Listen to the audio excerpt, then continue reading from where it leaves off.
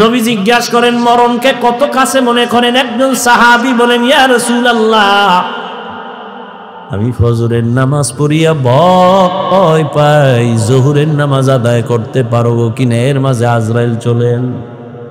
আর একজন সাহাবী বললেন, ইয়া রাসূলুল্লাহ, আমি জোহরের নামাজ আদায় করিয়া ভয়ে থাকি, আসরের নামাজ আদায় করতে পারবো কিনা, এর মাঝে না জানি আজরাইল এসে আমার রূহটা নিয়ে যায়। আর একজন সাহাবী বলেন, ইয়া রাসূলুল্লাহ, আমি আসরের নামাজ আদায় করিয়া অপেক্ষা আর ভয় মাগরিবের নামাজ আদায় করতে পারি কিনা, এর মাঝে আজরাইল চলে আসবে, এই ভয়ে থাকি। রহমতের নবী বললেন, আপনারা তো মরণকে অনেক দূরে মনে করেছেন, মরণ তো এত দূরে না, আরো কাছে। ইয়া রাসূলুল্লাহ, কেমন? কয়, আমি মনে করি নামাজ শেষ ডান দিকে যখন আমি সালামটা ফিরাই, আমি ভয় অস্থির থাকি, বাম দিকে সালাম ফিরানোর আগে আজরাইল এসে হাজির হয়ে যাবে। মরণ থেকে যতই পালাও, মরণ তোমায় নিবে ঘিরি, যদিও সুদূর আকাশ পানে লুকাও, সেথায় লাগিয়ে সিঁড়ি। নদী পথে নৌকা চালাও ও মাঝি ভাই, বেলা ডোবার আগে আমিও পার উঠতে চাই, ডুবে গেলে বেলারে আর উঠে না, ভেঙ্গে গেলে মেলারে আর জমে না। এরে আল্লাহর বান্দারা, ও আমার কলিজার যুবক, আমি তোমাদের হুজুর বানাবার জন্য আসি নাই, আমি একবারও কিন্তু বলি নাই এবং বলবো না যে আমি পাঁচকল্লি পড়েছি তুমিও বড়, আমি কওমি মাদ্রাসার সন্তান তুমিও কওমিতে যাও, বলি নাই, বলবো না, ভয় পাইও না। আমি দাওয়াত ও তাবলীগের লাইনের সন্তান, আমি পীরের মুরিদ, একবারও বলি নাই, বলবো না তুমি তাবলীগে যাও, তুমি পীরের কাছে যাও। কি বলবো একটু খেয়াল করে শুনো রে বাবা, তুমি স্কুলে পড়ো, কলেজে পড়ো, চাকরি করো, ব্যবসা করো, ধন্যবাদ ধন্যবাদ ধন্যবাদ, শুধু ধন্যবাদই না, আমি বলবো এই যুবকেরা, স্কুল ছাড়িস না, কলেজ ছাড়িস না, লেখাপড়া করে ডাক্তার হও, ইঞ্জিনিয়ার হও, প্রফেসর হও, ব্যবসায়ী হও, চাকরিজীবী হও, তবে ছোট একটা দাবি আমার, বেয়াদব হইও না রে বাবা। বলতে পারো হাফিজ ভাই বেয়াদব হব না, তার ব্যাখ্যা কি? 3 জায়গায় বেয়াদবি করবা না, মরার আগে জীবন নষ্ট হয়ে যাবে। 1, মা বাবার সাথে কখনো বেয়াদবি করবা না, জীবন নষ্ট। 2, শিক্ষকের সাথে বেয়াদবি করবা না। 3, আলেমের সাথে বেয়াদবি করবা না। মা বাবারে যদি কষ্ট দাও, বরদোয়া লেগে যায়, কপাল শেষ। শিক্ষকের সাথে যদি খারাপ আচরণ করো, বরদোয়া লেগে যায়, জীবন শেষ। আলেমের যদি কষ্ট দেও, বরদোয়া লেগে যায়, তোমার জীবন ধ্বংস হয়ে যাবে মরার আগেই। তুমি ডাক্তার হও, বেয়াদব হইও না। মা বাবার দোয়া নিয়া, শিক্ষকের দোয়া নিয়া, উলামায়ে কেরামের পরামর্শ নিয়া তুমি জেনারেল লাইনে থাকিয়া লেখাপড়া করো, চাকরি করো, বাধা নাই। ও যুবক, তোমার মতো যুবক স্কুল কলেজে পড়ে, 5 বেলার নামাজ পড়ে, তুমি সাক্ষী দাও আসেনি? তুমি কেন পারো না? বিবেক দিয়া বলো, তোমার বিবেক কোথায়? তোমার কপালে কার বরদোয়া লাগছে, কার অভিশাপ লাগছে, বলো, তুমি কেন পারবা না?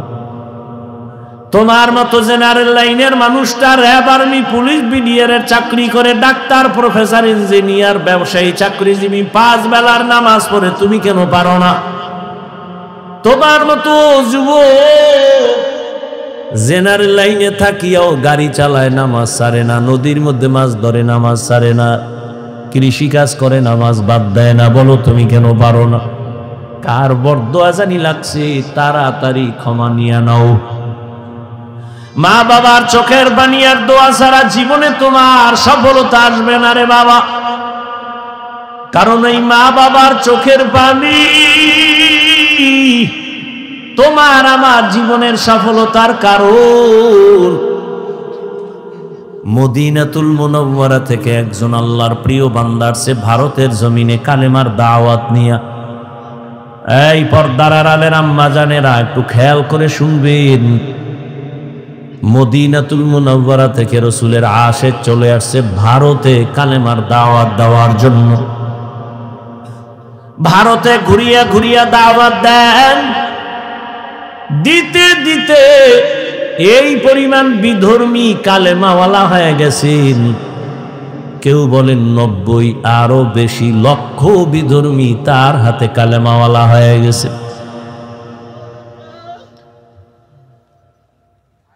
আনন্দিত অন্তর ভরা, সবাই তার নাম জানেন। এমন আল্লাহর প্রিয় বান্দা রাসূলের আশিক খাজা মঈনুদ্দিন চিশতি আজমেরি রহমাতুল্লাহ আলাইহি। খাজা মঈনুদ্দিনের মন বড় খুশি। আম্মা জানের সামনে বসলেন, মা বলে, এই মঈনুদ্দিন, তোর অন্তরে এত আনন্দ কেন? মঈনুদ্দিন চিশতি আজমেরি বলেন, আম্মা জান, আপনার দোয়া আজ আমি ভারতবর্ষে কালেমার খেদমত করেছি, লক্ষ লক্ষ বিধর্মী মুসলমান হয়েছে। মা ডেকে বলেন, মঈনুদ্দিন, এগুলো তোমার বাহাদুরি না, আমি মায়ের অবদান। কার অবদান? এর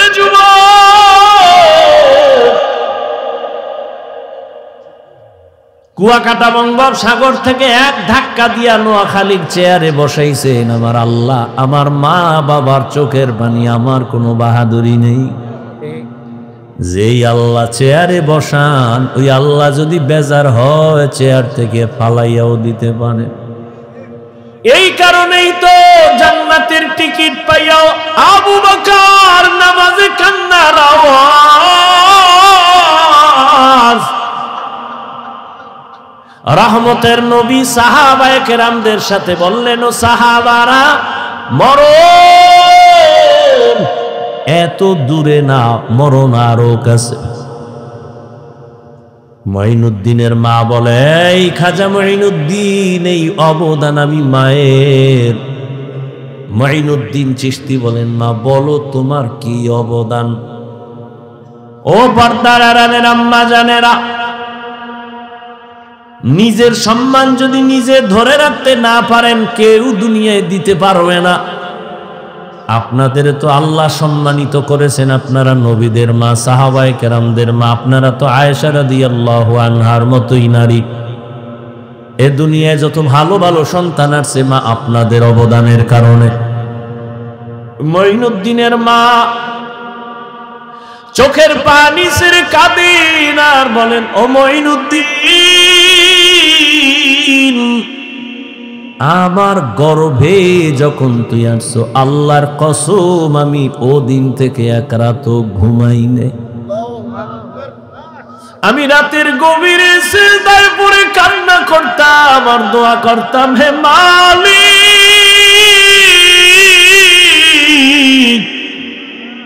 আমার গর্ভের সন্তানটাকে তুমি তোমার খাস ওলি বানাইয়া পাঠাইয়া দাও রে আল্লাহ।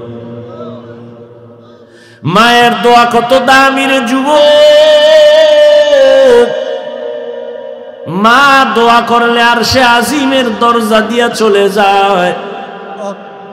ওই মা কত চোখের পানির কারণে আজকে আমি চেয়ারে বসছি রে বাবা। আমার পিছনে মায়ের কত কান্না, কত ত্যাগ আর কত কষ্ট।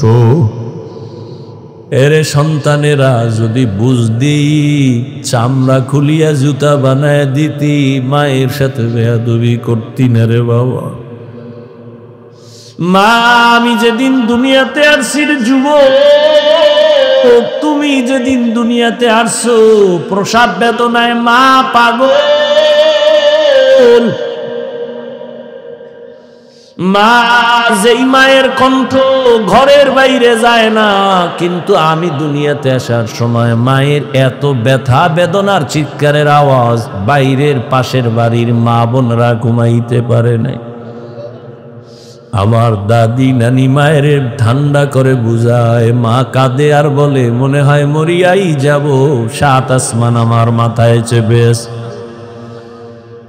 এক পর্যায়ে মা পাগলের মতো বেহুশ হইয়া যায়, আবার কান্না করে। হঠাৎ মা বলে, ও শাশুড়ি, ও মা চলে যাও, 5টা মিনিটের জন্য আমার স্বামীকে একটু আমার কাছে আসতে দাও। আমার আম্মা জান আব্বা জানের পাইয়া হাতটা ধইরা চোখের পানি ছেড়ে বলে, স্বামী, মা বাবার মায়া ত্যাগ করে তোমার ঘরে আসছি, খাইয়া না খায় তোমার সংসার কাটাইল, আজ তুমি আমারে মাফ করে দেও, যেইভাবে খেদমত করা দরকার পারি নাই, মরে যাব, দোয়া করি। বাবা বলে, ও বিবি এত অধৈর্য কেন? বলে, 7 আসমানের চাপ আমার মাথায়, এই প্রসব বেদনায় কত নারী দুনিয়া থেকে চলে যায়।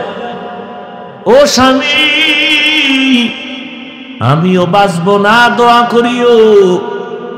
বাবা একটা দৌড় দিয়া ওযু বানাইয়া যায় না, মাঝে গিয়া কান্না করে, ও আল্লাহ, আমার বিবির হেফাজতের জিম্মাদারি হয়ে যাও।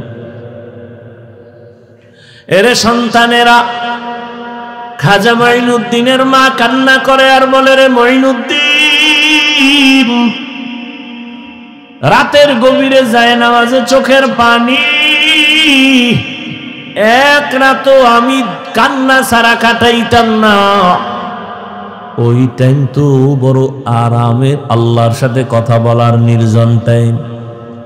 অতিও গভীর হয় রজনী যখন, নীরবে প্রভুর নাম জপিও তখন, প্রভুর করুণা যদি পাইবারে চাও, গভীর রাতে উঠে প্রভুর গুণগান গাও। মঈনুদ্দিনের মা ডেকে বলে, রে মঈনুদ্দিন, শুধু আমি তোমাকে গর্বে নিয়ে দোয়া করেছি, কান্না করেছি, এতটুকুই না, আল্লাহর জাতের কসম, তুমি যেদিন দুনিয়াতে আসছো, আমি মা তোমাকে যতদিন আমার দুধ পান করাইছি, আল্লাহর কসম একটা ফোঁটা দুধ বিনা অজুতে তোমার মুখে দেই নাই, এক ফোঁটা দুধ বিনা অজুতে তোমার মুখে দেই নাই। এরে আম্মা জান, এমন মায়ের সন্তান কেন জগৎ বিখ্যাত আল্লাহর প্রিয় বান্দা হবে না? সন্তানকে ডাক্তার ইঞ্জিনিয়ার বানাবেন, বাধা নাই, তবে বেয়াদব যেন না হয়। যারা নবীর অনুসরণ করবে তারা জান্নাতি, এই কথার বিপরীত দাঁড়ায় যারা নবীর অনুসরণ করে না তারা জান্নাতি না। তবে নবীজি এ কথা বলেন নাই যারা আমার অনুসরণ করে না তারা জান্নাতি না, নবী এ কথা বলেন নাই। খুব খেয়াল করেন। কিন্তু সাহাবায়ে কেরামের প্রশ্ন, নবী আপনাকে মানে না তারা কারা? রহমতের নবী জবাব দেওয়ার আগে বললেন, যারা আমার অনুসরণ করবে তারা জান্নাতি। এর বিপরীত কথা হয়, নবী বলে নাই, বিপরীত কথাটা এমন দাঁড়ায় যারা নবীর অনুসরণ করবে না তারা জাহান্নামী। আসলে নবী এ কথা কখনো বলেন নাই যে আমার অনুসরণ যে করবে না সে জাহান্নামী, নবী বলেন নাই। নবী কি বলছেন? ওয়ামান আসানি ফাকাদ আবা, যে আমার বিরোধিতা করবে সে জাহান্নামী। কি বুঝলেন এখান থেকে? যারা রসুলের আদর্শ মতো চলে না তারা দুই দল। কয় দল? খুব খেয়াল করেন, এক দল বিদ্রোহী আর এক দল আগ্রহী। ভিন্ন শব্দে আমি বলি, এক দল দরদি আর এক দল বিরোধী। আরো প্র্যাকটিক্যাল বুঝাই বুঝেন। ডান দিক থেকে একটা যুবকের কথার কথা জিজ্ঞাসা করলাম, এই যুবক, নবীজির আদর্শে কেন টুপি পরো না, দাড়ি রাখো না, নামাজ পড়ো না? যুবক আমারে জবাব দিল,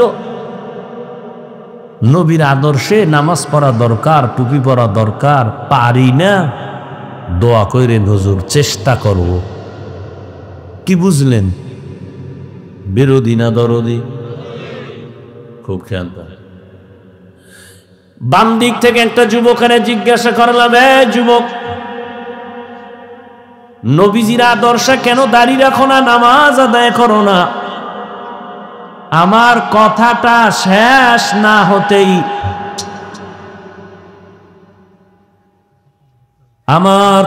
শেষ না হতেই যুবক জবাব দিল, দাড়ি না রাখলে অসুবিধা কি? নামাজ না পড়লে অসুবিধা কি? আপনারাই জবাব দেন, এই যুবকের কথার দ্বারা কি প্রমাণ হলো সে আগ্রহী নাকি বিদ্রোহী? এখানে অপারেটর নাই, কি বুঝলেন? বিদ্রোহী না আগ্রহী? ভালো করে মনে রাখবেন, বিদ্রোহী রসুলের আদর্শের ক্ষেত্রে বিদ্রোহীর আর এক নাম বেঈমান। এখনো বুঝেন নাই? বুঝার চিন্তাই নেই। দোনোজনেই কিন্তু নামাজ পড়ে না, একজন আগ্রহী আর একজন বিদ্রোহী। আগ্রহী মুমিন, বিদ্রোহী বেঈমান। যে দাড়ি রাখে না তাকে গালি দেওয়া যাবে না, আগে বুঝতে হবে সে আগ্রহী না বিদ্রোহী। যদি তার কথায় প্রমাণ হয় আমি আগ্রহী তো মুমিন, যদি তার কথায় প্রমাণ হয় সে বিদ্রোহী তো বেঈমান। আরো সুন্দর খোলাভাবে বলি, একজনে নামাজ পড়ে না আর একজন নামাজ পছন্দ করে না। যে নামাজ পড়ে না তাকে গালি দেওয়া যাবে না, যে নামাজ পছন্দ করে না তাকে ছাড় দেওয়া যাবে না, সুযোগ পেলে জুতা আরো বাড়ি। ব্যবধান আছে না নাই? একজনে দাড়ি রাখে না তাকে গালি দেয়া যাবে না, আর একজনে নবীর আদর্শের দাড়ি পছন্দ করে না তাকে ছাড় দেওয়া যাবে না।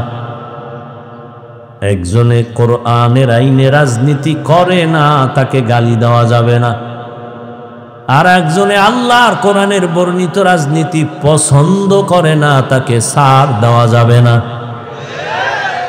কতটা ব্যবধান! একজন মুমিন আর একজন বেঈমান, দোনোজনেরই দাড়ি নেই, দোনোজনই নামাজ পড়ে না, একজন মুমিন আর একজন বেঈমান। কত কঠিন কথা! তো যাও সুন্নতে আহমদ কো জাপা মোহাম্মদ কে বুয়দ নিসবত রা মান আহাব্বা সুন্নতি কৌলে রসুল মজদায়ে কানা মাই হাম কুন কবুল। অতএব যে দাড়ি রাখে না তাকে গালি দেওয়া যাবে না, আগে বুঝতে হবে আগ্রহী না বিদ্রোহী। একজনে নামাজ পড়ে না, গালি দেয়া যাবে না, বুঝতে হবে আগ্রহী না বিদ্রোহী। আগ্রহী হলে তাকে গালি দেওয়া যাবে না, সে মুমিন। বিদ্রোহী যদি হয় সে বেঈমান। এখান থেকে শিখার কিছু আছে? কি আছে? একটা লোক নামাজ পড়ে না, রে গালি। একটা লোক দাড়ি রাখে না, তারে গালি। খবরদার, যে দাড়ি রাখে না তাকে গালি দেয়া যাবে না, যে দাড়ি পছন্দ করে না তাকে ছাড় দেয়া যাবে না। আসেন এবার আয়াতের মধ্যে ঢুকি। ওয়ামা আরসালনাকা ইল্লা রাহমাতাল লিল আলামিন।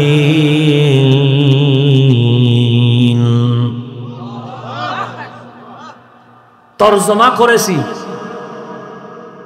আল্লাহ তাআলা যদি ডাইরেক্ট বলেন আমি রসুল আপনাকে রহমত করে পাঠাইলাম, এভাবে আল্লাহ না বলে ঘুরাইয়া কেন বললেন হে নবী হে রসুল আমি আপনাকে পাঠাই? এরপরে বলেন হ্যাঁ পাঠিয়েছি জগৎ সমূহের জন্য রহমত করে। প্রথম আওয়াজ নীতিবাচক, এরপরের আওয়াজ ইতিবাচক, হে রাসূল আপনাকে জমিনে পাঠাই নাই, হ্যাঁ পাঠিয়েছি রহমত করে। সারা দুনিয়ার মানুষকে আল্লাহ বুঝাইলেন রহমতের নবী ভিন্ন কিছু না, পুরাটাই রহমতের দ্বারা ভরপুর। অনেকে এখানে তর্জমা করে উভয় জগতের জন্য নবী রহমত। আমি তর্জমা করছি না, জগৎ সমূহের জন্য রহমত। উভয় জগৎ মানে দুনিয়ার জগৎ, পরকাল জগৎ।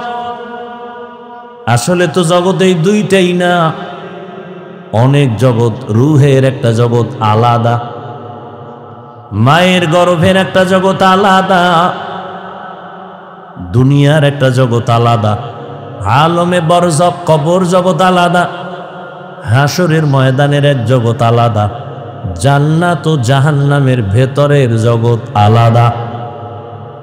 আল্লাহ বলেন, হে রাসূল জগৎ সমূহের জন্য আমি আল্লাহ হলাম রব, আপনাকে বানাইলাম রহমত। আমি হলাম রব্বুল আলামিন, আপনাকে বানিয়েছি রহমাতুল লিল আলামিন। এই কারণেই তো সমস্ত নবীদের মেরাজ জমিনে, আমার নবীর মেরাজ আরশে আজিমে। মেরাজের ওয়াজ করছে না কোনো হুজুর? এই জন্য ওদিকে ঢুকলাম না, বাকিটা বুঝাইতে গিয়ে একটু ঢুকি হালকা। মেরাজ কে হামারা নবী সবএ সামাওয়াত,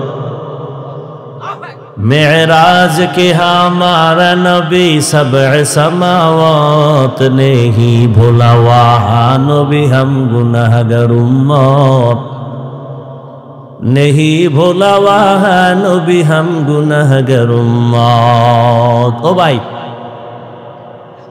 ঘুমে ধরছে কেউ? তোমরা তো রাত্রে ঘুমাবা না, আমি যত তাবিজ দিই।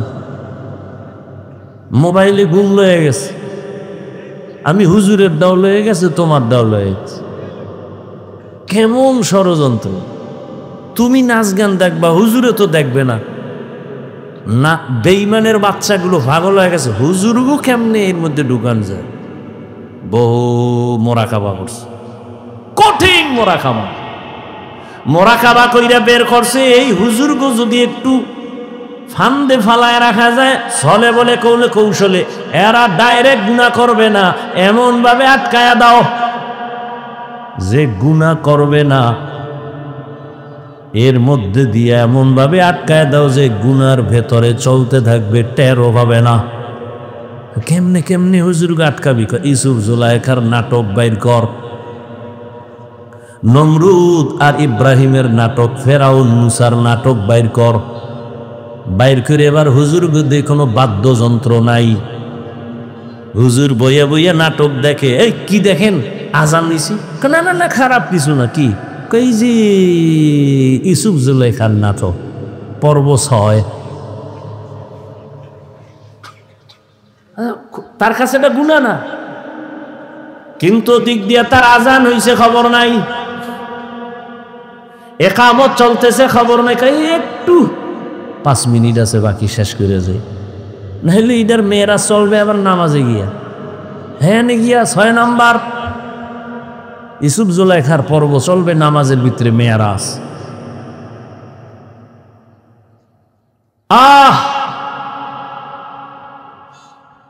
সমস্ত নবীদের মেয়েরাজ জমিনে, রহমতের নবীর মেয়েরাজ হলো আরশে আজিমে।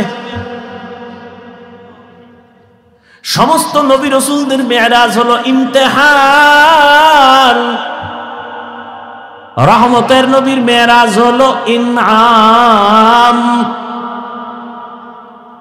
সমস্ত নবী রাসূলদের মেরাজ হলো পরীক্ষা, আর আপনার আমার রহমতের নবীর মেরাজ হলো পুরস্কার।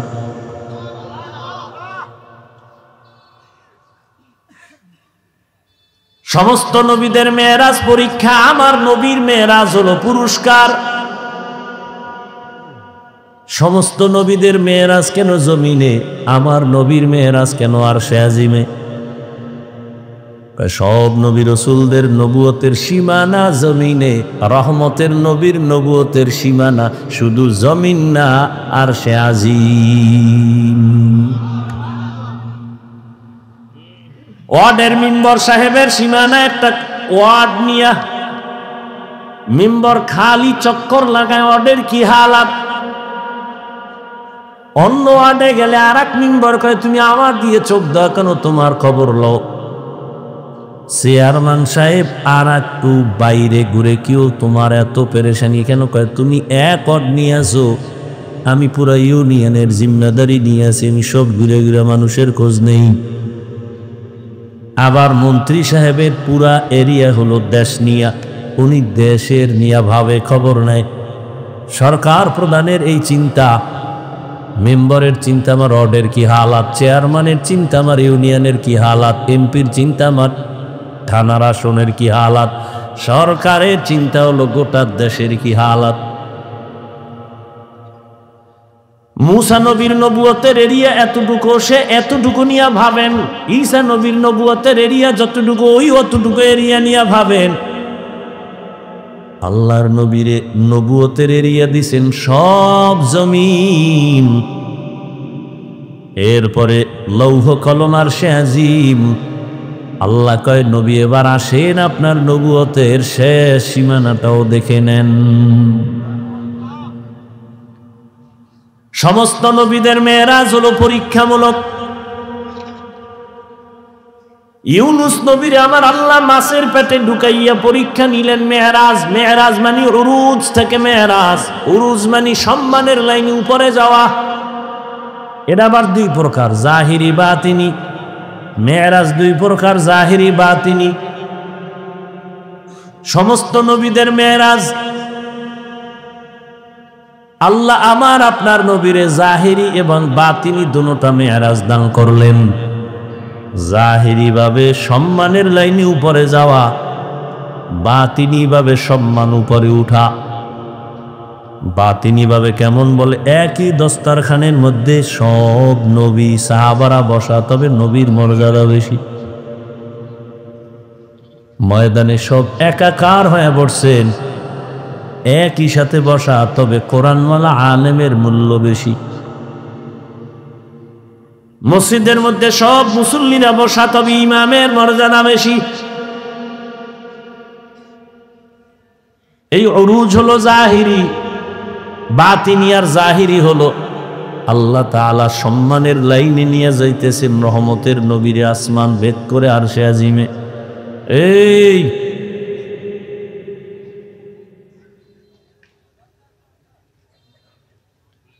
তোমার আল্লাহ কেন যে দুনিয়ায় ভাড়াইল, আর কেন আসছো, কে তোমারে ধাক্কা দিয়ে এনে আনলো? কও আসছো আসছো, আমার কিছু বাইরে বাইরে দাঁড়ায় রয়েছে, ও দরকার দাঁড়ায় শুনতা, ফট করে এক সিভা দিয়ে বাইরে হয়ে যেত, বিড়ি টেনে আবার হইতা। তুমি ভিতরে ঢুকে এইগুলি কেন করো?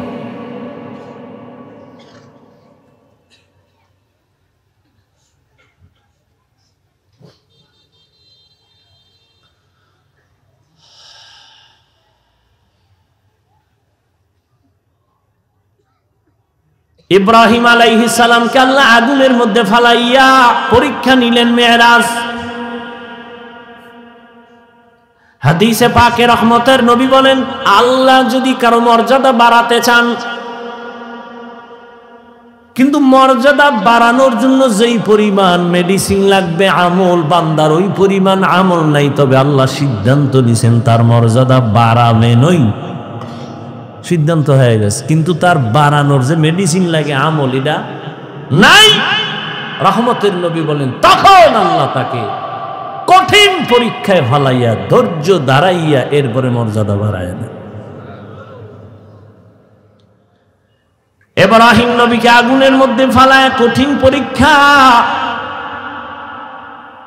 মালিকের উরুজ হচ্ছে সম্মানের দিকে আগায়, মালিকের সাথে সম্পর্ক কাছাকাছি হইতেছে, মোহাব্বত বাড়তেছে।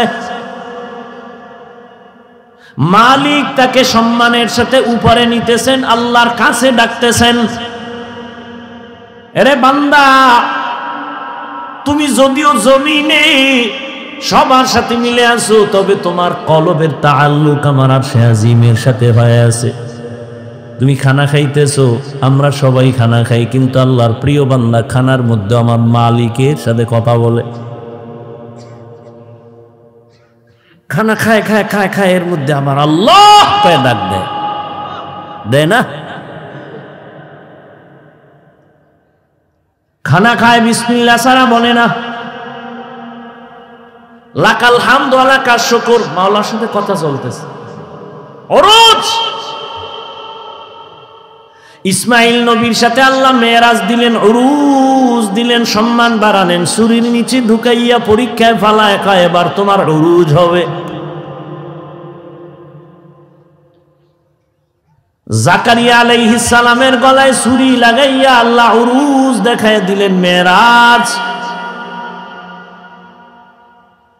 আর আমার নবীরে আল্লাহ এতটা আদর করেছেন, সব নবী রাসূল আল্লাহর বন্ধু, সব আল্লাহর বন্ধু। মুসা নবী আল্লাহর বন্ধু, ইব্রাহিম আল্লাহর বন্ধু, ঈসা আল্লাহর বন্ধু, মুসা আল্লাহর বন্ধু, দাউদ আল্লাহর বন্ধু, সুলাইমান আল্লাহর বন্ধু। আমার নবীও আল্লাহর বন্ধু, তবে ব্যবধান সব নবী রাসূল আমার আল্লাহ তাআলার আশিক, আর আমার আল্লাহ শুধুমাত্র মুহাম্মদের আশিক। ব্যবধান আছে না নাই? এরে নবীর উম্মত, আমার আল্লাহর নবীকে আমার আল্লাহ পরীক্ষামূলক মেরাজ করার নাই, দিছেন পুরস্কার। তাই পরীক্ষা কই? পরীক্ষা ছাড়া তো পুরস্কার পায় না। আল্লাহ কয় দেখ আমার নবীর আমি কঠিন পরীক্ষা নিছি, যা কোন নবী রাসূলের বেলায় নেওয়া হয়নি। এক নাম্বার, আমি আমার মায়ার নবীর দুনিয়ায় পাঠাবার আগে তার বাবার চেহারা থেকে আলাদা করে ফেলেছি। কেমন মায়ার নবী আমার, দুনিয়া এসে জীবনে একবার আব্বা বলে ডাক দিতে পারলেন না, বাবার চেহারাটাও দেখতে পারলেন না। 6 বছরে মা হারায় গেল। রহমতের নবী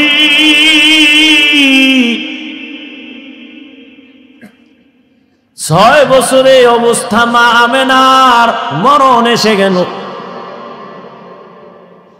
বিদায় বেলা মা কান্না করে, আর দাদা আব্দুল মুত্তালিবের কয় নাতি তোমার হাতে দিয়ে গেলাম, খেয়াল রেখো তোমার নাতির দিক। কেমন মায়ার নবীর পরীক্ষা! নবীজি কাঁদেন, আমি কাকে মা বলে ডাকবো? সন্তান বিপদে পড়লে দ্রুত টেলিফোন করে, বাবা আমি বিপদে পড়ছি, তাড়াতাড়ি আসো উদ্ধার করো। মাকে বলে, মা একটু কলিজা দিয়া দোয়া করবা যেন আমার মুসিবত দূর হয়ে যায়। নবীর বাবাও নাই, নবীর মাও নেই। 8 বছর যখন নবীর বয়স, তখন দাদা আব্দুল মুত্তালিব বিদায় নিয়ে চলে গেলেন। দুনিয়া দারুল আসবাব। রহমতের নবীর উপরে 2টা ছায়া ছিল দুনিয়ার লাইনে। এক ছায়া চাচা আবু তালেব, আর এক ছায়া হলো তার সহধর্মিনী আম্মা জান খাদিজাতুল কুবরা রাদিয়াল্লাহু আনহা। কেমন কঠিন! একই বছরের অল্প টাইমের ব্যবধানে চাচাও চলে গেলেন, নবীর কলিজার স্ত্রী আম্মা জান খাদিজা রাদিয়াল্লাহু আনহাও চলে গেলেন। ওদিকে এমন একটা জায়গায় নবীরে পাঠাইলেন, এমন একটা সমাজে, যেই সমাজের মানুষগুলো পৃথিবীর নিকৃষ্ট লম্পট চরিত্রহীন। আরে মসজিদের পাশের মানুষগুলো অন্য মানুষের তুলনায় একটু লাইনে থাকে, মসজিদ তো খবরদার জোরে সাউন্ড দিয়ে গান বাজাইস না, এটা নিয়ম আছে না। মসজিদের দূরের মানুষের তুলনায় পার্শ্বের মানুষ একটু ভালো থাকে। জমিনের মধ্যে আল্লাহ শ্রেষ্ঠ মসজিদ বানাইলেন বাইতুল্লাহ। ইন্না আউওয়ালা বাইতিন মুজিআ লিন-নাসি লাল্লাযী বিবাক্কাতা মুবারাকাও ওয়া হুদা মুবারাকাও ওয়া হুদাল লিল আলামিন।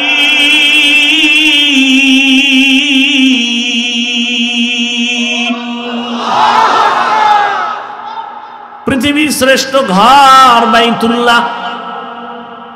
কেমন ঘর? এই সব ঘর মসজিদ কার ঘর? নোয়াখালীর কেন্দ্রীয় মসজিদ কার ঘর? বাইতুল মুকাররম মসজিদ কার ঘর? সব মসজিদ আমার আল্লাহর ঘর, তবে বাইতুল্লাহর মর্যাদা অনেক বেশি। যেই বাইতুল্লাহর দিকে তাকাইয়া থাকবি সওয়াব, যেই বাইতুল্লাহর সীমানায় বসে একবার যদি ডাক দাও আল্লাহ, সাথে সাথে 1,00,000 বার আল্লাহ বলার সওয়াব। বাইতুল্লাহর সীমানায় বসে যদি একবার বলো সুবহান, 1,00,000 বার সুবহান বলার সওয়াব। বাইতুল্লাহর এরিয়ায় যদি একটা সিজদা দাও, 1,00,000 সিজদার সওয়াব আল্লাহ দান করবেন। এমন একটা দামি ঘরের পার্শ্বের মানুষগুলো এত বড় চরিত্রহীন হলো কেন? দুনিয়ার অন্য কোথাও এত খারাপ মানুষ নাই, বাইতুল্লাহর এরিয়ার মানুষ, পাশের মানুষগুলো এই পরিমাণ লম্পট চরিত্রহীন কেন? এর একমাত্র কারণ, অনেকগুলো কারণের বড় একটা কারণ, এদের কোনো মুরব্বী ছিল না। ঈসা নবী চলে গেছেন, 500 বছরের প্লাস, এর মধ্যে কোনো নবী নেই। মানুষগুলো মুরব্বী না থাকলে বেপরোয়া চলে, গরুর গলায় রশিয়ার মালিক না থাকলে গরুর আর কোনো টেনশন নাই, স্বাধীন। জমিনের মধ্যে স্বাধীন স্বাধীন করে যারা চলে এদের জিন্দেগি ভালো না। আকাশে স্বাধীনভাবে পাখি উড়ে, কোনো দাম নাই, খাঁচার মধ্যে যেটা আটকায় গেছে তার মূল্য বেড়ে গেছে। সমুদ্রের ভেতরে 1000 কোটি ধরনের মাছ স্বাধীনভাবে দৌড়ায়, যেখান থেকে সেখানে দৌড়ায়, দাম নাই, জালের মধ্যে আটকায় গেছে, বাজারে উঠছে, দাম বেড়ে গেছে। রাস্তায় কুকুর ঘুরে, কোনো কুকুরের দাম নাই, মালিকের শিকল যেই কুকুরের গলায় লাগানো, কুকুরের দাম বেড়ে গেছে। জঙ্গলের হাজারো প্রাণীর কোনো মূল্য নাই, স্বাধীন। কিন্তু যেই প্রাণীটা মালিকের খাঁচায় আটকায় গেছে, চিড়িয়াখানার মধ্যে গেলে, তার ওখানে গেলে টাকা লাগে, দাম বেড়ে গেছে। ঠিক ও বৃহত্তর নোয়াখালীর মুসলমানেরা, স্বাধীনভাবে তুমি চলবা, কোনো মূল্য নাই।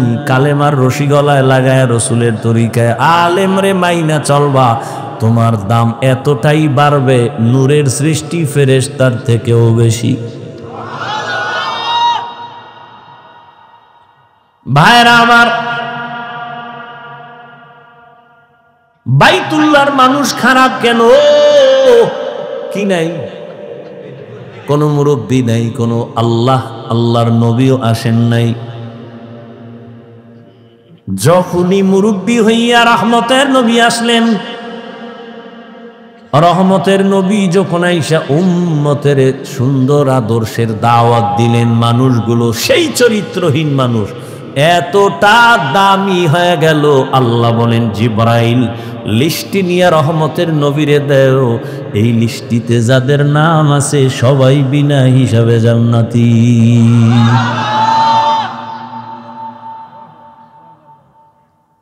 বিদায় বেলা রহমতের নবী চ্যালেঞ্জ দিয়ে গেছেন, ও উম্মতেরা, দুটো জিনিস রেখে যাই, ধরে যদি রাখতে পারো তোমাদের সম্মানও যাবে না, ঈমানও যাবে না। قال رسول الله صلى الله عليه وآله وسلم এই ওই জায়গায় একটা লোক ও মনে হয় যায় নাই ভয়ে যাও বাবা ওই যে উঠছিল গেছে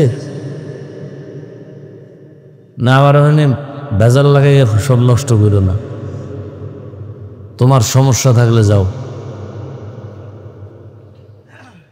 এটাই তো দুনিয়ার পরীক্ষা সিনেমা হলের দরজাও খোলা মসজিদের দরজাও খোলা ওদিকে জাহান্নামের মার্কেট বাজারও চলতেছে এটা জান্নাতের মার্কেটও চলতেছে পরীক্ষা চলতেছে কই ঢুকবি হ্যাঁ ওখানে দোকানপাট চলে ওখানে খেলনা ওখানে বেলুন ওখানে নারী ওখানে পুরুষ ওখানে যুবক যুবতী অবাধে কবিরা গুনাহ চলতেছে দোকানপাটে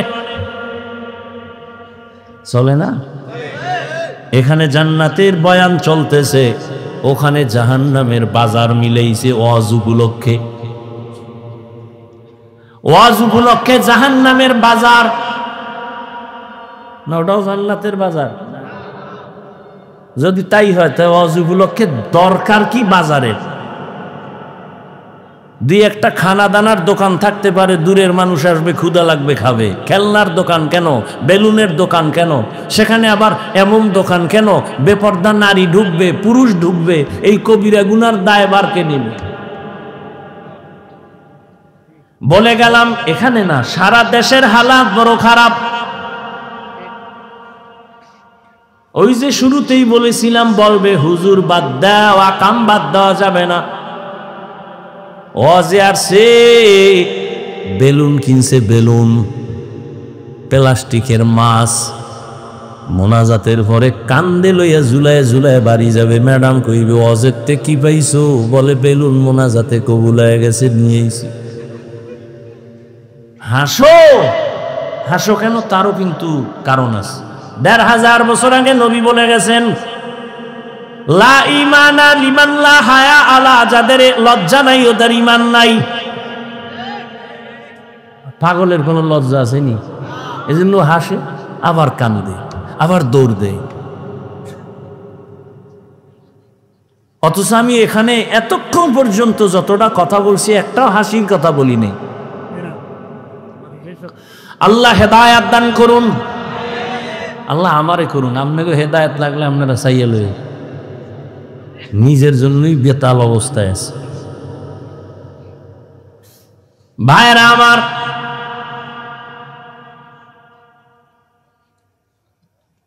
বড় কঠিন হালাত ও পর্দার আড়ালের আম্মা জানেরা আসেনি আছে নোয়াখালীর মহিলারা অজনে কি শুনবে হেরা যে আয়ার ডাইনে মানুষ কতটি ক্যাসেট লইয়া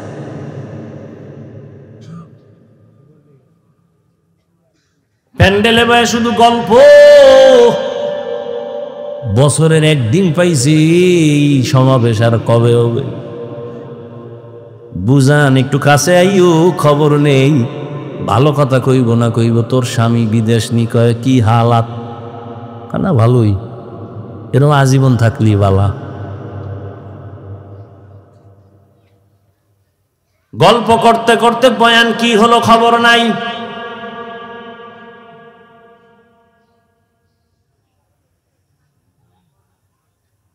বয়ানের প্রয়োজনীয়তাই মনে করে না গল্প করে করে আসছে আবার বাসায় যাবে অথচ আম্মাজানদের বয়ান বেশি শোনা দরকার বাবার তুলনায় মায়ের অবদান সন্তানের উপরে অনেক বেশি এরে আব্বাজান এ জমিনের মধ্যে আপনারাই হলেন বড় দামি জমিনে যত নবী আল্লাহ পাঠাইছেন সব মায়ের সন্তান আরে আম্মা জান আপনারা সাহাবায়ে কেরামদের মায়ের মতোই দামি মা আলেম হাফেজে কোরআনদের মায়ের মতো দামি আরে আম্মা জানেরা এ দুনিয়ায় যত ভালো সন্তান আছে সব আপনাদের কারণে সময় যদি থাকে আমি শেষের দিকে দুই একটা ঘটনা শোনায় যাব দুই একটা কেচ্ছা কাহিনী না বললে আমার নাম থাকে। এই নোয়াখালীরা হাফিজুর রহমান কেচ্ছা কাহিনীর ওয়াজ করে, তো দুই একটা শুনেই তুইব না? বহ, সময় পাইলে শুনাও।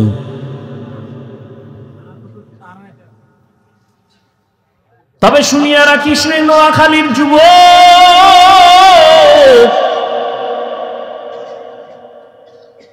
ওই কেচ্ছা কাহিনী বলিয়া যদি দুইটা মানুষ চোখের পানি চাইরা নামাজি হয়ে যায়, এর থেকে সফলতার কিছুই নাই। তুই বিরোধিতা করো না যেন জাহান্নাম খরিদ করো।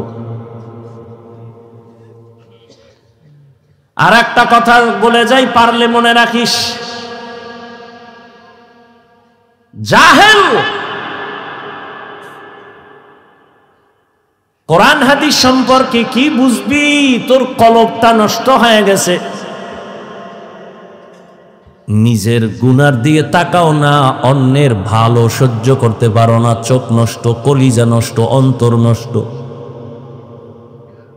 জমিনের মধ্যে যত বড় কিচ্ছা কাহিনীর কিতাব আছে, শ্রেষ্ঠ কিচ্ছা কাহিনীর কিতাবের নাম কোরআন।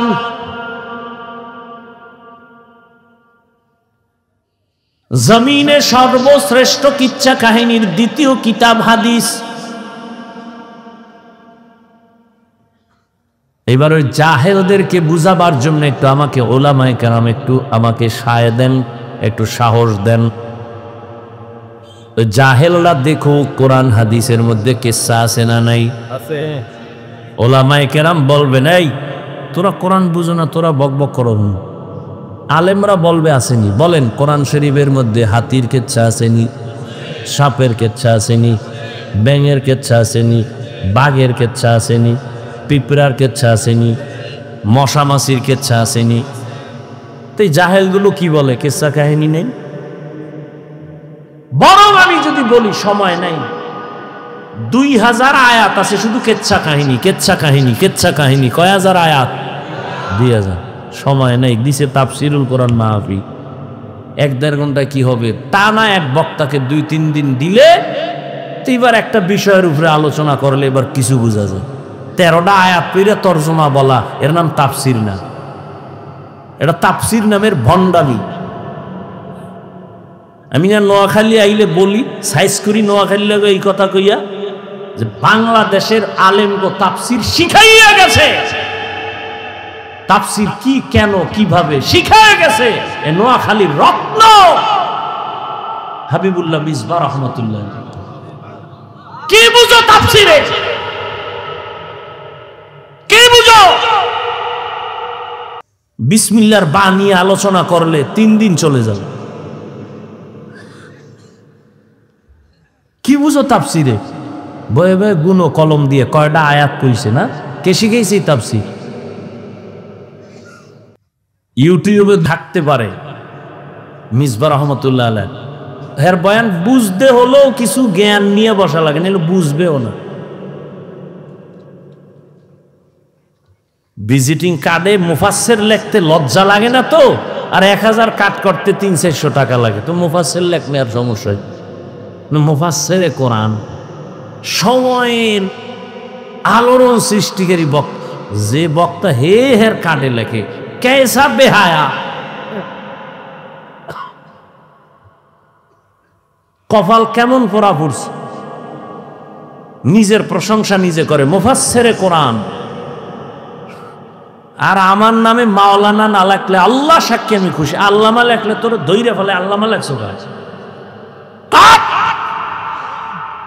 দেখি টাইটেল টুইটেল সারা দিয়ে আল্লাহ সম্মান দেয়নি। সম্মান দেওয়ার মালিক টাকা না আল্লাহ? তা তো টেনশন কিসে? এই বেটা নোয়াখালী বাবারা ধমক দিয়ে বলে, মোহাব্বতে বলে, রাগ করো না, মাপ চাই পায়ে ধরে।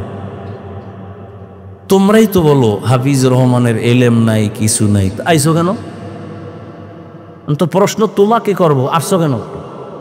তুমি না এই সিফাসা ভাই আওয়াজ দিছো যে অজেদে লাভ নাই, কিচ্ছা কাহিনী কয়, এলেম নাই, কিছু নাই, এই নেই সেই, তো তুমি আসছো কেন?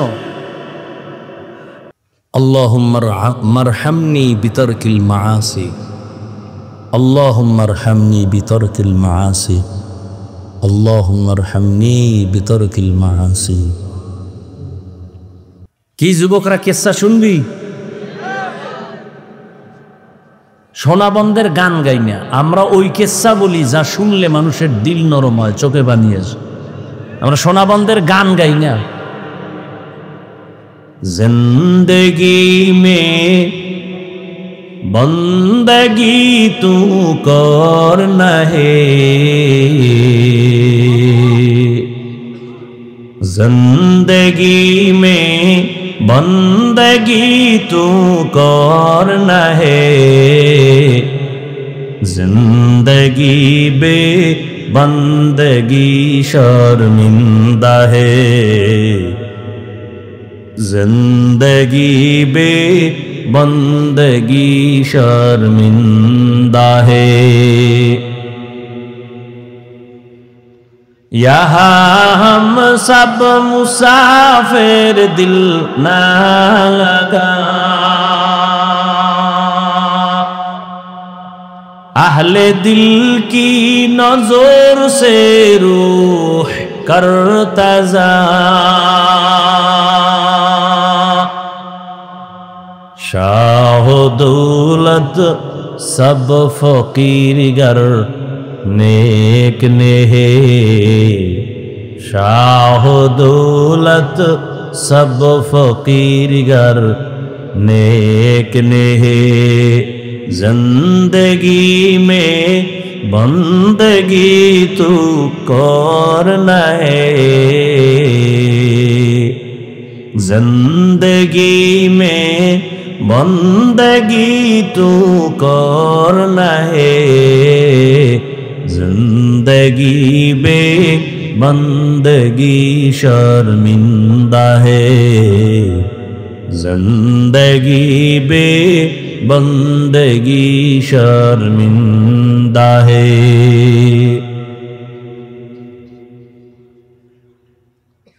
আল্লাহ তাআলা রহমতের নবীকে দুনিয়ায় পাঠাইলেন রহমত করে। নবী যখন বাইতুল্লাহ চলে আসলেন, মক্কার আমূল পরিবর্তন হওয়া শুরু হয়ে গেল। কেমন মায়ার নবী আমার, যে নবী তার হায়াতে কোনোদিন একটা মিথ্যা কথা বলেন নাই। কেমন একজন নবী পেয়েছ রে যুবক, যেই নবীর হায়াতে কোনোদিন একটা গালি কাউকে দেন নাই। এমন গর্ব করার মতো নেতা আর আছে কেউ? এই আমগুর নেতা খেতা যার পিছে ঘুরো, একজন বাইক করছে, মিশা কয় না। মোবাইলটা কানে লাগায় ঘরের মধ্যে থাইকা জিগায়, ওই সাহেব কই? ঘরে বয়াকা আমি জমি নেই নাই। কেমন একজন মায়ার নবী, রহমতের নবী আমার, ১৫০০ বছর আগে বলে গেছেন, দুই জিনিস রেখে গেলাম ধরে রাখ, জীবনে ঈমান যাবে না, সম্মান যাবে না। এক হলো নবীর আদর্শ, দ্বিতীয় কোরআন। এই দুই জিনিস ১৫০০ বছর পরে এখনো যাদের কাছে আছে, এদের মতো সম্মানে এখনো জমিনে কেউ নেই। চেয়ারম্যানের চেয়ারের মেয়াদ শেষ, এমপির মেয়াদ শেষ, মন্ত্রীর মেয়াদ শেষ, এসপির মেয়াদ শেষ, ডিসির মেয়াদ শেষ। কোরআনওয়ালা নবীর আদর্শওয়ালারা যে চেয়ারে বসছেন, এই চেয়ারের তো কোনো মেয়াদই নেই। শেষ কিসের? ভালো করে মনে রাখিও, টাকা দিয়া সম্মান কিনলে প্রথম ফুলের মালা, ফাইনালে জুতার মালা। আর আমার আল্লাহ যাকে সম্মান দান করবেন, ওই বান্দা দুনিয়ায়ও বাদশাহ, পরকালেও বাদশাহ।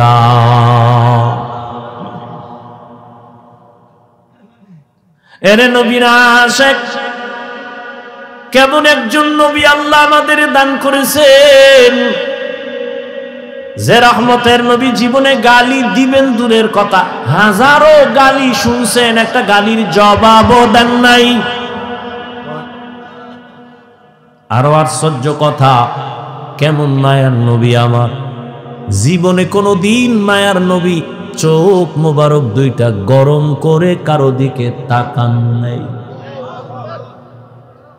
চোখ গরম করে তাকান নাই। কেমন মায়ার নবী, রহমতের নবী। সাহাবায়ে কেরামদের সামনে বললেন,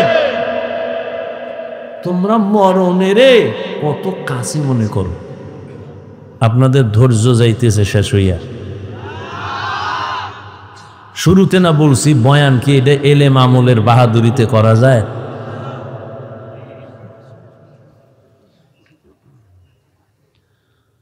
হায় হায়। নবী জিজ্ঞাসা করেন মরণকে কত কাছে মনে করেন? একজন সাহাবী বলেন, ইয়া রাসূলুল্লাহ, আমি ফজরের নামাজ পড়িয়া ভয় পাই জোহরের নামাজ আদায় করতে পারবো কিনা, এর মাঝে আজরাইল চলেন। আর একজন সাহাবী বললেন, ইয়া রাসূলুল্লাহ, আমি জোহরের নামাজ আদায় করিয়া ভয়ে থাকি, আসরের নামাজ আদায় করতে পারবো কিনা, এর মাঝে না জানি আজরাইল এসে আমার রূহটা নিয়ে যায়। আর একজন সাহাবী বলেন, ইয়া রাসূলুল্লাহ, আমি আসরের নামাজ আদায় করিয়া অপেক্ষা আর ভয় মাগরিবের নামাজ আদায় করতে পারি কিনা, এর মাঝে আজরাইল চলে আসবে, এই ভয়ে থাকি। রহমতের নবী বললেন, আপনারা তো মরণকে অনেক দূরে মনে করেছেন, মরণ তো এত দূরে না, আরো কাছে। ইয়া রাসূলুল্লাহ, কেমন? কয়, আমি মনে করি নামাজ শেষ ডান দিকে যখন আমি সালামটা ফিরাই, আমি ভয় অস্থির থাকি, বাম দিকে সালাম ফিরানোর আগে আজরাইল এসে হাজির হয়ে যাবে। মরণ থেকে যতই পালাও, মরণ তোমায় নিবে ঘিরি, যদিও সুদূর আকাশ পানে লুকাও, সেথায় লাগিয়ে সিঁড়ি। নদী পথে নৌকা চালাও ও মাঝি ভাই, বেলা ডোবার আগে আমিও পার উঠতে চাই, ডুবে গেলে বেলা রে আর উঠে না, ভেঙ্গে গেলে মেলা রে আর জমে না। এরে আল্লাহর বান্দারা, ও আমার কলিজার যুবক,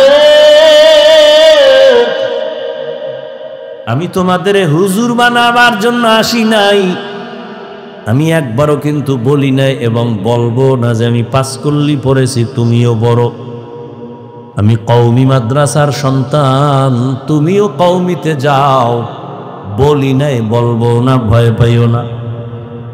আমি দাওয়াত ও তাবলীগের লাইনের সন্তান, আমি পীরের মুরিদ, একবারও বলি নাই, বলবো না তুমি তাবলীগে যাও, তুমি পীরের কাছে যাও। কি বলবো একটু খেয়াল করে শুনো রে বাবা, তুমি স্কুলে পড়ো, কলেজে পড়ো, চাকরি করো, ব্যবসা করো, ধন্যবাদ ধন্যবাদ ধন্যবাদ। শুধু ধন্যবাদই না, আমি বলবো এই যুবকেরা, স্কুল ছাড়িস না, কলেজ ছাড়িস না, লেখাপড়া করে ডাক্তার হও, ইঞ্জিনিয়ার হও, প্রফেসর হও, ব্যবসায়ী হও, চাকরিজীবী হও, তবে ছোট একটা দাবি আমার, বেয়াদব হইও না রে বাবা। বলতে পারো হাফিজ ভাই বেয়াদব হব না, তার ব্যাখ্যা কি? 3 জায়গায় বেয়াদবি করবা না, মরার আগে জীবন নষ্ট হয়ে যাবে। 1, মা বাবার সাথে কখনো বেয়াদবি করবা না, জীবন নষ্ট। 2, শিক্ষকের সাথে বেয়াদবি করবা না। 3, আলেমের সাথে বেয়াদবি করবা না। মা বাবারে যদি কষ্ট দাও, বরদোয়া লেগে যায়, কপাল শেষ। শিক্ষকের সাথে যদি খারাপ আচরণ করো, বরদোয়া লেগে যায়, জীবন শেষ। আলেমের যদি কষ্ট দেও, বরদোয়া লেগে যায়, তোমার জীবন ধ্বংস হয়ে যাবে মরার আগেই। তুমি ডাক্তার হও, বেয়াদব হইও না। মা বাবার দোয়া নিয়া, শিক্ষকের দোয়া নিয়া, উলামায়ে কেরামের পরামর্শ নিয়া তুমি জেনারেল লাইনে থাকিয়া লেখাপড়া করো, চাকরি করো, বাধা নাই। ও যুবক, তোমার মতো যুবক স্কুল কলেজে পড়ে, 5 বেলার নামাজ পড়ে, তুমি সাক্ষী দাও আসেনি? তুমি কেন পারো না? বিবেক দিয়া বলো, তোমার বিবেক কোথায়? তোমার কপালে কার বরদোয়া লাগছে, কার অভিশাপ লাগছে, বলো, তুমি কেন পারবা না? তোমার মতো জেনারেল লাইনের মানুষটা র্যাব, আর্মি, পুলিশ, বিডিআরের চাকরি করে, ডাক্তার, প্রফেসর, ইঞ্জিনিয়ার, ব্যবসায়ী, চাকরিজীবী, 5 বেলার নামাজ পড়ে, তুমি কেন পারো না? তোমার মতো যুবক জেনারেল লাইনে থাকিয়াও গাড়ি চালায়, নামাজ ছাড়ে না, নদীর মধ্যে মাছ ধরে, নামাজ ছাড়ে না, কৃষি কাজ করে, নামাজ বাদ দেয় না, বলো তুমি কেন পারো না? কার বরদোয়া জানি লাগছে, তাড়াতাড়ি ক্ষমা নিয়ে নাও। মা বাবার চোখের পানি আর দোয়া ছাড়া জীবনে তোমার সফলতা আসবে না রে বাবা। কারণ এই মা বাবার চোখের পানি তোমার আমার জীবনের সফলতার কারণ। মদিনাতুল মুনাওয়ারা থেকে একজন আল্লাহর প্রিয় বান্দা আসছে ভারতের জমিনে কালেমার দাওয়াত নিয়া। এই পর্দার আড়ালের আম্মা জানেরা একটু খেয়াল করে শুনবেন, মদিনাতুল মুনাওয়ারা থেকে রাসূলের আশিক চলে আসছে ভারতে কালেমার দাওয়াত দেওয়ার জন্য। ভারতে ঘুরিয়া ঘুরিয়া দাওয়াত দেন, দিতে দিতে এই পরিমাণ বিধর্মী কালেমাওয়ালা হয়ে গেছেন। কেউ বলেন 90, আরো বেশি লক্ষ বিধর্মী তার হাতে কালেমাওয়ালা হয়ে গেছে।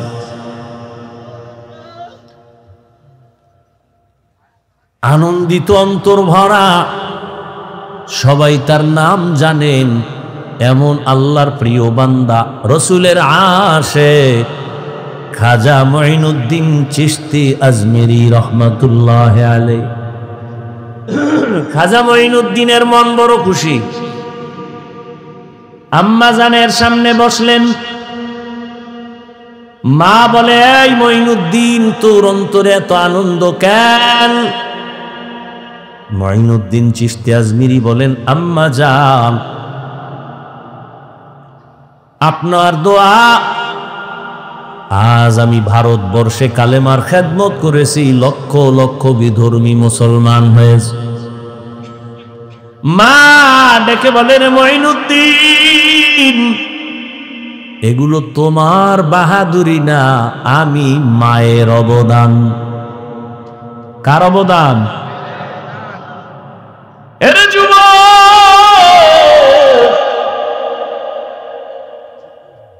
কুয়াকাটা বঙ্গোপসাগর থেকে এক ধাক্কা দিয়া নোয়াখালীর চেয়ারে বসাইছেন আমার আল্লাহ। আমার মা বাবার চোখের পানি, আমার কোনো বাহাদুরি নেই।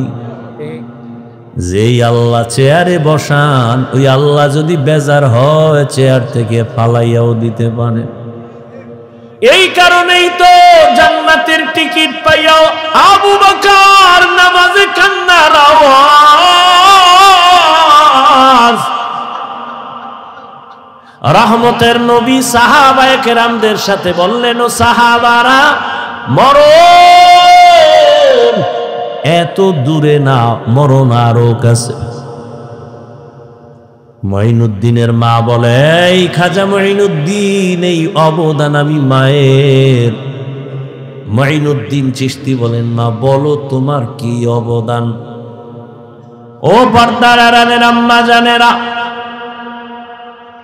নিজের সম্মান যদি নিজে ধরে রাখতে না পারেন, কেউ দুনিয়ায় দিতে পারবে না। আপনাদের তো আল্লাহ সম্মানিত করেছেন, আপনারা নবীদের মা, সাহাবায়ে কেরামদের মা, আপনারা তো আয়েশা রাদিয়াল্লাহু আনহার মতোই নারী। এ দুনিয়ায় যত ভালো ভালো সন্তান আসছে, মা আপনাদের অবদানের কারণে। মঈনুদ্দিনের মা চোখের পানি ছেড়ে কাঁদেন আর বলেন, ও মঈনুদ্দিন, আমার গর্ভে যখন তুই আসছো, আল্লাহর কসম আমি ও দিন থেকে এক রাতও ঘুমাই নাই। আমি রাতের গভীরে সিজদায় পড়ে কান্না করতাম আর দোয়া করতাম, হে মালিক,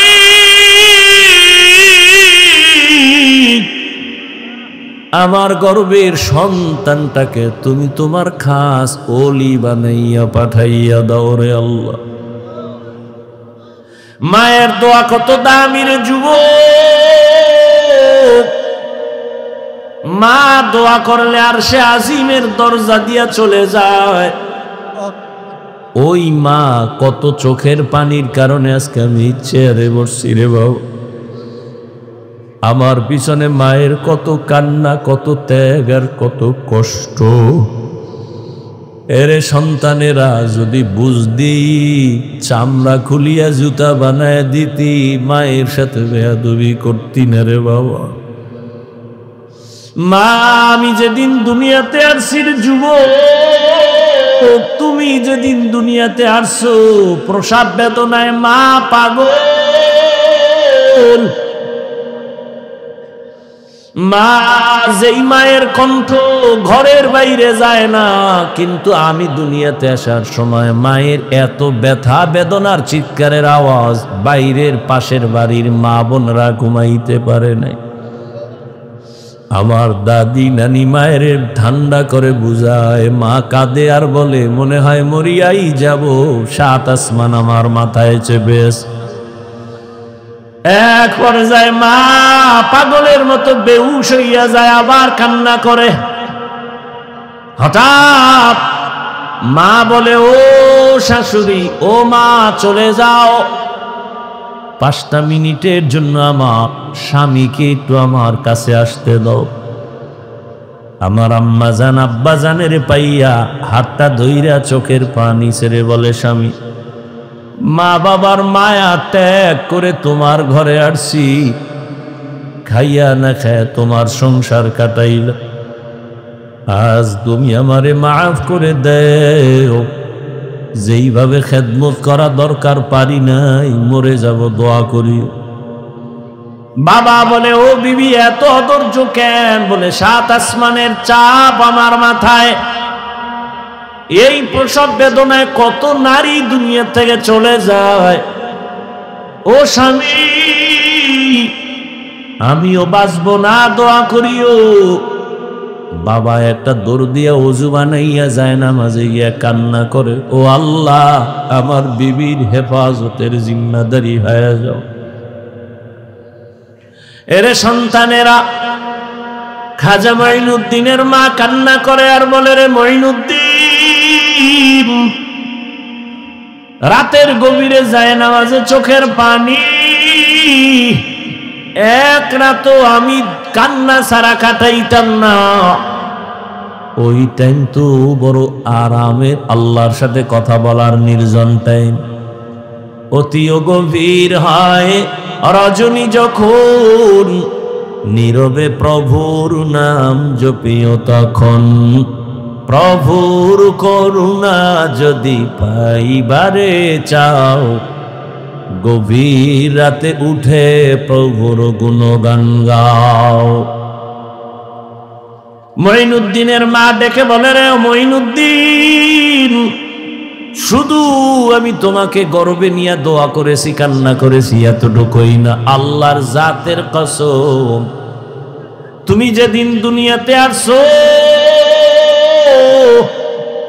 আমি মা তোমাকে যতদিন আমার দুধ পান করাইছি, আল্লাহর কসম একটা ফোঁটা দুধ বিনা অজুতে তোমার মুখে দেই নাই। এক ফোঁটা দুধ বিনা অজুতে তোমার মুখে দেই নাই। এরে আম্মা জান, এমন মায়ের সন্তান কেন জগৎ বিখ্যাত আল্লাহর প্রিয় বান্দা হবে না?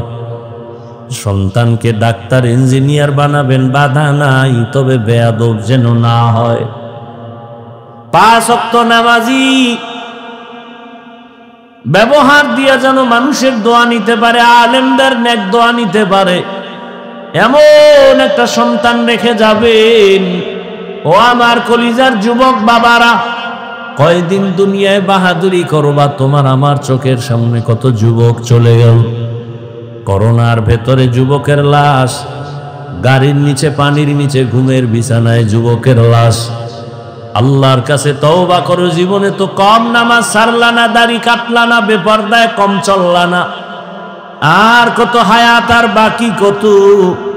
এখনো তওবা করে নাও, জীবনে আর নামাজ ছাড়বা না, দাড়ি কাটবা না, বেপরদায় চলবা না। মা বাবার দোয়া নিয়ে, শিক্ষকের দোয়া নিয়ে, ওলামায়ে কেরামের পরামর্শ নিয়ে নবীর তরিকা মেনে চলবা। আল্লাহ সবার যদি মন্তর দিয়ে তওবা করতে পারো, আল্লাহ রহমতের নজর দিয়া সবার গুনাহগুলো মাফ করে দিবেন। হেদায়েতের মালিক আল্লাহ। জানি না কার কপাল ওমরের মতো কবুল হয়ে যাবে, আর কপালটা আবু জাহালের মতো খারাপ হয়ে যাবে।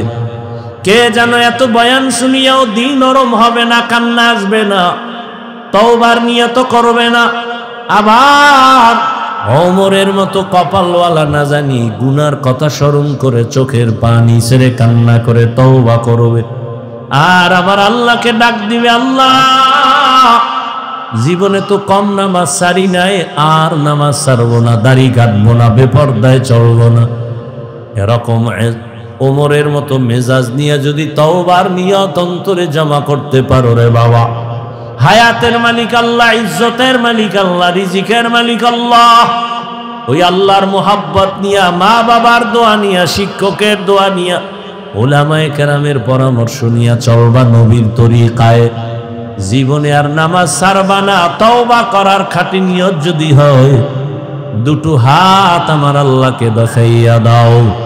আয় আল্লাহ, হাতগুলো কবুল করে নেন, তওবা কবুল করে নেন, তওবার উপরে মজবুত হইয়া চলার তৌফিক দান করেন, আমিন। আলহামদুলিল্লাহি রাব্বিল আলামিন, ওয়াসসালাতু ওয়াসসালামু আলা সাইয়্যিদিল আমবিয়াই ওয়াল মুরসালিন ওয়া আলা আলিহি ওয়া আসহাবিহি আজমাইন।